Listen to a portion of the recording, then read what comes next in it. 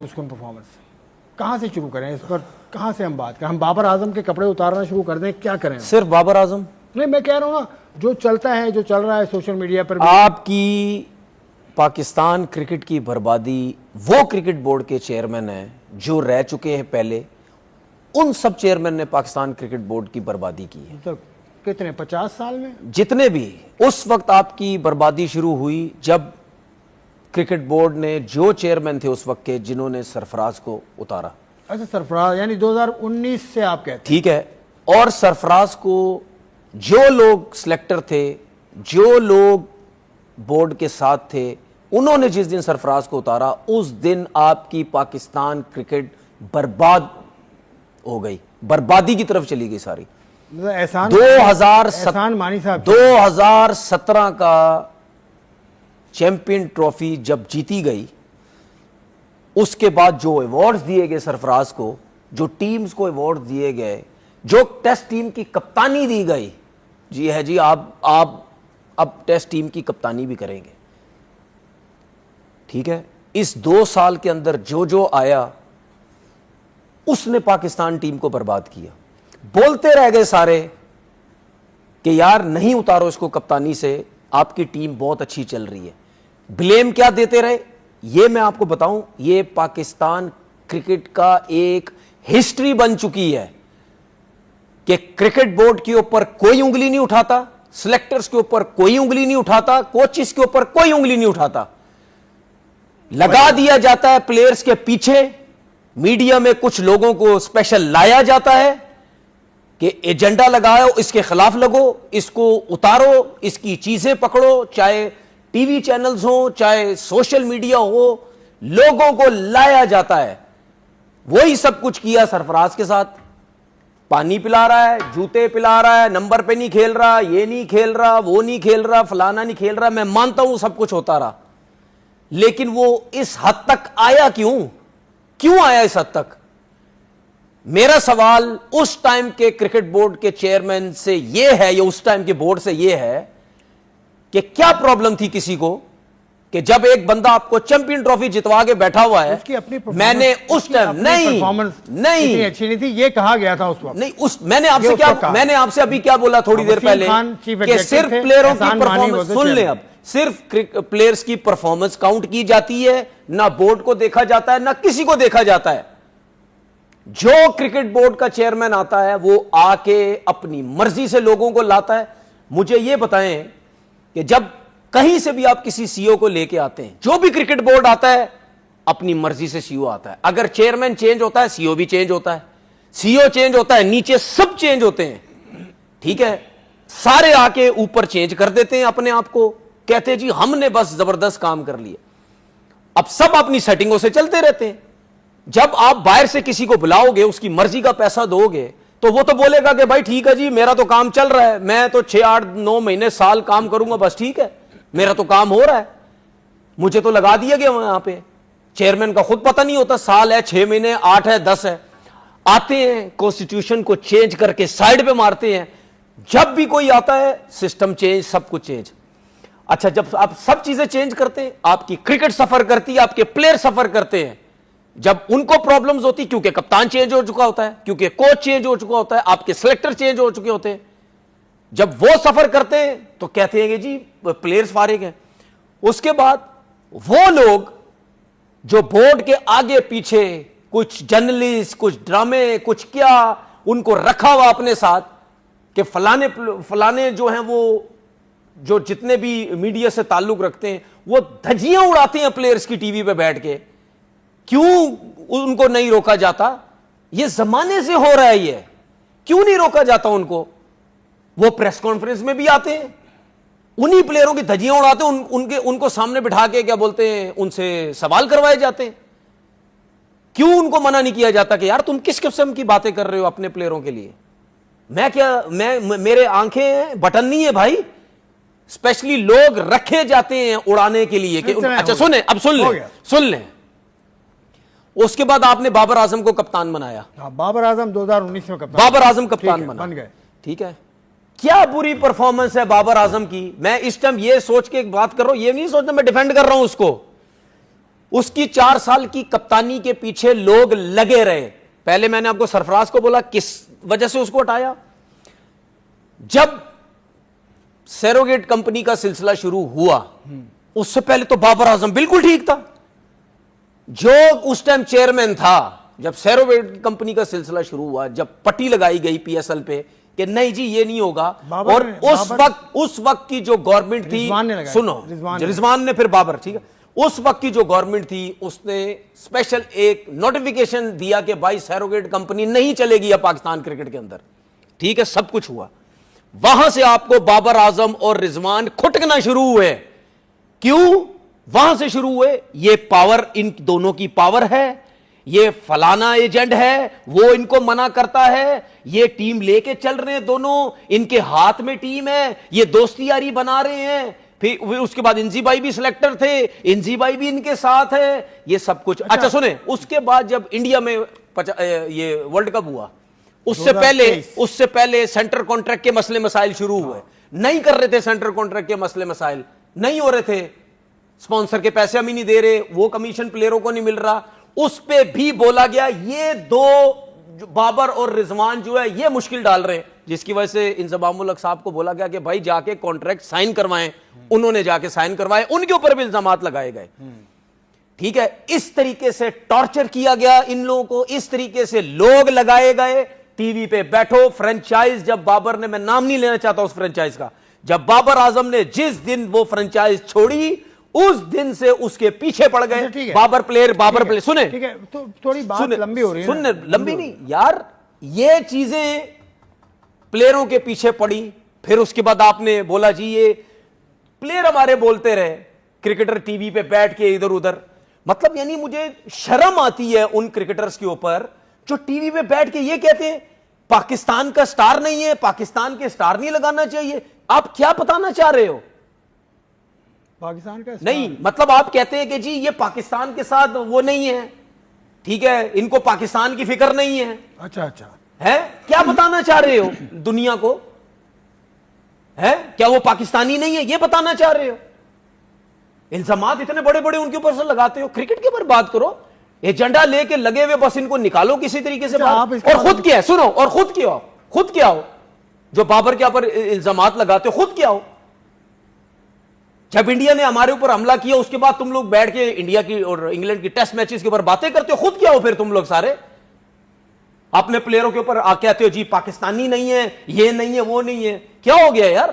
Player है भाई, out of form ही है ना, क्या हो गया? इतने बड़े बड़े इल्जाम क्यों लगा रहे हैं उनके ऊपर?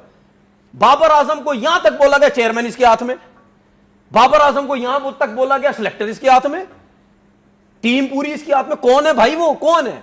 सब बोला गया बाबर आजम के बारे में। और ये मैं जितनी बातें कह रहा हूं, ये लोग बिठाए गए टीवी चैनल्स पे, इधर उधर कुछ पसंद के बोर्ड के लोग, टारगेट करो उसको, टारगेट करो इसको, मेंटली वीक करो। और ये सब कुछ होने से पहले मैं बोल चुका हूं, आप मेरी लेके जाएं 4-5 साल पहले की जितनी वीडियोस निकालें, क्लिप, मैं बोल चुका हूं उस वक्त, बाबर आजम किसी को बर्दाश्त नहीं है।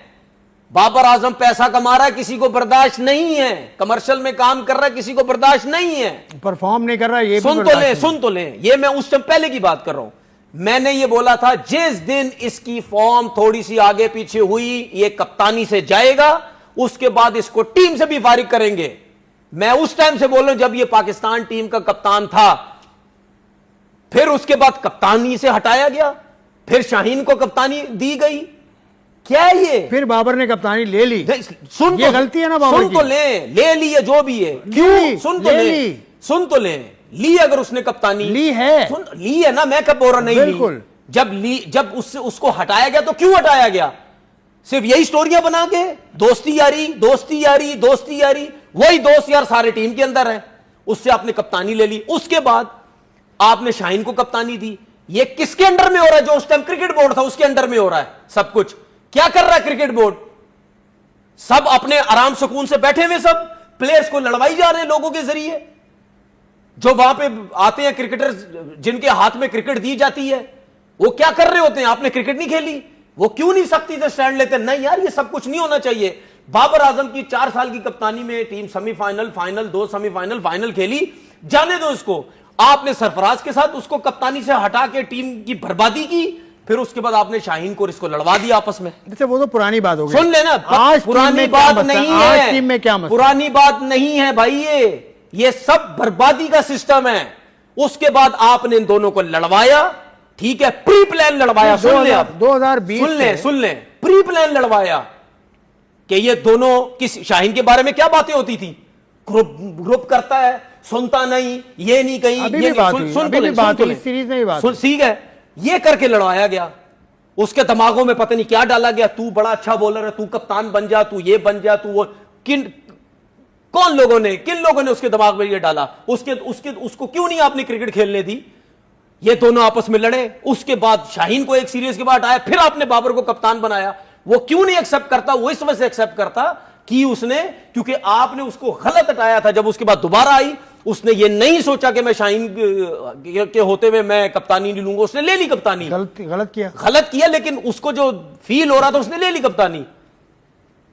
ये सब आपके साथ हुआ। अब आपकी टीम कहां खड़ी है ये मुझे बता दें। यही कहां खड़ी है आपकी टीम? यही तो अर्ज है कि 11 जो आखिरी वनडे खेले हैं, वो सुन ले, क्रिकेट बोर्ड के लोग आते हैं, वहीं रहते हैं, चले जाते हैं, ठीक है, उनको कोई मसला नहीं है कि क्रिकेट पे नीचे क्या हो रहा है भाई, वो चले जाएंगे, अपना टिनोर पूरा करके चले जाएंगे। सफर प्लेयर्स करते हैं नीचे, उनके पीछे टारगेट करते हैं। मोहसिन नकवी साहब से तो आप रोज ही बात करते हैं। देखिए आपने मुझसे यह बात की, जो हम सरफराज की बात कर रहे हैं, हम बाबर आजम की बात कर रहे हैं, पाकिस्तान क्रिकेट क्यों बर्बादी की तरफ जा रही है। अब जब भी पाकिस्तान टीम हारती है, सिर्फ ये हमारे क्रिकेटर जो यूट्यूबर और जो टीवी पे बैठते सब, इनको सिर्फ बाबर आजम नजर आता है, बस इनको सिर्फ रिजवान नजर आता है, बाकी कहां है? बाकी नहीं खेलने आए। नसीम शाह, शाहीन शाह अफरीदी, कल आपने 296 रन करवा दिए, सुबह से लेकर रात तक यूट्यूब पे बाबर बाबर बाबर, रिजवान रिजवान रिजवान हो रही है। 296 बाबर आजम ने करवाए हैं, रिजवान ने 296 बनवाए हैं। माइक हैसन की गलती नहीं है, कप्तान है ना, वो क्या टीम खिला रहा है? क्या कप्तान का भी तो कसूर है, कप्तान तो रिजवान है, कप्तान कुछ भी नहीं है। इसका मतलब कप्तान की अहमियत नहीं है, कुछ नहीं है, तो फिर इतनी क्यों बहस हो रही है कि सरफराज भाई? उसकी वजह है, मैं बताता हूं कप्तान की अहमियत इस वजह से नहीं है क्योंकि हर मैच में टीम चेंज हो रही है, हर मैच में टीम चेंज हो रही है, लेकिन फिर कप्तान की इंपॉर्टेंस तो है। उसके बाद क्या इंपॉर्टेंस है? नहीं, आपने अभी सरफराज के लिए इतनी बड़ी तकरीर तो कर दी ना आपने। नहीं, मैं वो क्या बात कर रहा हूं, कप्तान की इंपॉर्टेंस मुझे इस वजह से नजर नहीं आती क्योंकि क्लियर उसने चीज बोली, मैं ऑलराउंडर्स खिलाऊंगा। नजर आ रहे हैं आपके ऑलराउंडर्स। क्या प्रॉब्लम है माइक हैसन को, बाबर आजम और सुफियान मुकीम को साथ खिलाने में? इसको क्या प्रॉब्लम है? क्यों नहीं खिलाता ये दोनों को एक साथ? बाबर आजम इसको सुफियान मुकीम और अबरार अहमद को क्यों नहीं खिलाता ये एक साथ? क्या प्रॉब्लम है इसको? क्यों नहीं खिलाता? उसके माइंड में कुछ होगा। क्या माइंड में? रखो माइंड में, 10वीं रैंकिंग की टीम मार के चली गई आपको, ये माइंड में आपके? ये कौन से एक्सपेरिमेंट कर रहे हो भाई? कौन सी टीम खिला रहे हो? मतलब 92 पे टीम। मैं आपको यहां बैठ के कह रहा हूं, बाबर आजम और रिजवान के लिए ये दुआ करो कि उनकी फॉर्म वापस आए। उनके पास मुझे जाना भी पड़े, मैं उनके पास जाऊंगा, भाई वो फॉर्म ले आओ वापस अपनी। ये दोनों टीम में खेलते रहेंगे, जैसा तैसा भी खेलेंगे, आपकी टीम 250, 270, 80, 300 रन करेगी। इन दोनों को अगर आप सोचोगे टीम से बाहर करना, आपकी टीम का यही हाल होगा। इन दोनों को हटाओ। क्या आपके पास? पाकिस्तान टीम की क्रीम खेल रही है, आपकी क्रीम खेल रही है आपकी। इन दोनों को हटाने के बाद क्या नजर आ रहा है आपको? मैं पागल नहीं हूं भाई, क्रिकेट खेली हमने भी, मुझे पता है कि इन दोनों की फॉर्म नहीं है, इस वजह से आपकी बैटिंग स्ट्रगल कर रही है। इनके बगैर, इन दोनों के बगैर आपकी टीम नहीं है कुछ भी, जो मर्जी आप बोलते रहे। तो दुआ ये करें इनकी फॉर्म वापस आए। मेरी दुआ यह कि इनकी फॉर्म वापस आए। जिस मैच में जब ये बातें करते रहे ना, सारे अपने लिए खेलता है रिजवान, बाबर अपने लिए खेलता है, उस टाइम टीम के रन्स देखो, ठीक है, और बैटिंग की परफॉर्मेंस देखो। 300 रन किए हुए भाई, जब इन दोनों की फॉर्म थी। चाहे T20 देख लें, जब ओपन करते थे दोनों, या वनडे टेस्ट क्रिकेट में देख लें। वैसे इतनी बुरी परफॉर्मेंस नहीं है पिछले 4 साल में। अगर ओडीआई परफॉर्मेंस देखें तो 63 टोटल मैचेस हैं और उसमें से 35 पाकिस्तान जीता है, 27 हारा है। लेकिन 35 जीता है ओडीआई परफॉर्मेंस। मेरा सिर्फ कहने का मकसद ये है कि जिस मैच में ये दोनों रन्स करेंगे आपकी टीम बड़े रन्स करेगी। बाबर के रन्स तो काफी अच्छे हैं अभी ये वेस्ट इंडीज में जो 280 की हमने पहले मैच में जीते हैं जो हम, ठीक है, बाबर और रिजवान की 60-70 रन की पार्टनरशिप थी, तो उसके बाद उनको मोमेंटम मिला, हसन नवाज और रन किए। क्या हुआ हसन नवाज कल? टैलेंट अच्छा है ना, खेलता ना अपना गेम, क्या हुआ? मैं उसकी बुराई नहीं कर रहा, मैं एक बात बता रहा हूं, प्रेशर आया कहीं, कहां गए छक्के, कहां गए चौके? 40 बॉलों पे 13 रन किए उसने। मैं उसकी बुराई नहीं कर रहा, मैं ये बता रहा हूं कि टैलेंट है, अच्छा है, लेकिन प्रेशर आया। जो लोग हमारे कह रहे हैं टैलेंट टैलेंट टैलेंट, आगे सब कुछ, टैलेंट के ऊपर प्रेशर आया, लगा पता क्या हुआ है? अभी पहले शुरुआत मैं आपसे एक बात कर रहा हूं, है मैं आपसे ये बात करो, जितने रन उसने किए ऊपर से मोमेंटम अच्छा मिलता रहा उसको।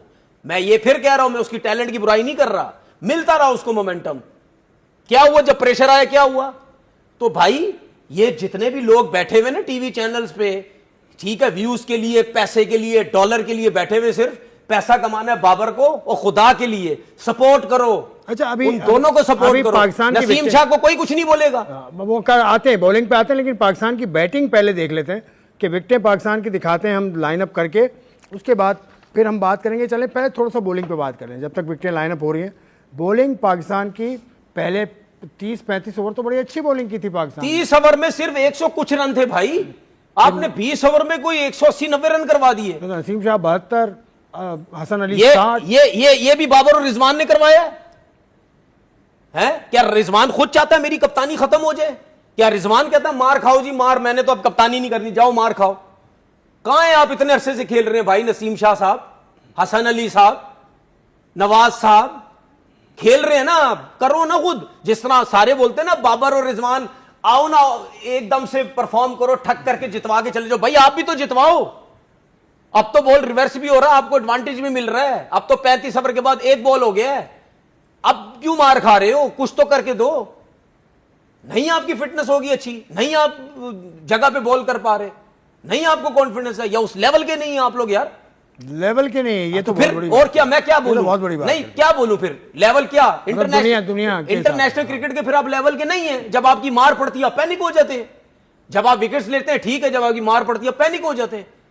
वही शे होप जो 30 ओवर तक ऐसे लग रहा था जैसे उसको खेलना नहीं आता, इतनी मुश्किल में था, वही भी आखिरी 20 ओवर में वो इस तरह मार रहा था जैसे पता नहीं कोई क्रिस गेल आ गया उनके पास। 100 नहीं 18 सेंचुरीज है उसकी। मैं आपको सेंचुरीज की बात नहीं कर रहा, मैं 50 की उसकी एवरेज है, 1800 हो गया, मैं वो बात बाबर की भी 18 है। मैं ये कह रहा हूं 1900 उसकी। मैं ये कह रहा हूं कि शे होप आखिरी 20 ओवर में, आखिरी 20 ओवर में वो बाबर का रट्टा लगाया हुआ, आखिरी 20 ओवर में ऐसा मार रहा था जैसे क्रिस गेल आ गया। तो कहां थी आपकी बॉलिंग? आपने जो 30 ओवर में फंसाया उसकी रीजन ये है क्योंकि आपने सुफियान मुकीम को खिलाया ही नहीं। आपके पास जेन्युइन स्पिनर ही नहीं है उस विकेट के हिसाब से। तो क्यों नहीं माइक हैसन के ऊपर आप उंगली खड़ी करते? क्यों प्लेयरों के ऊपर बात करते हो? वो आता है आके मीडिया में बात करके चले जाता है, जी फायदा हमें हुआ, ये प्लेयर अच्छा मिला, ये मिला। भाई आप हरवा रहे हैं पाकिस्तान टीम को, माइक हैसन पे हम सिलेक्शन सही नहीं कर रहे। माइक हैसन पे हम तफसील से बात करेंगे क्योंकि उनका जो इंटरव्यू है पोस्ट मैच वो भी पाकिस्तान क्रिकेट बोर्ड के तवज्जुह से हमारे पास है। अभी बैटिंग पाकिस्तान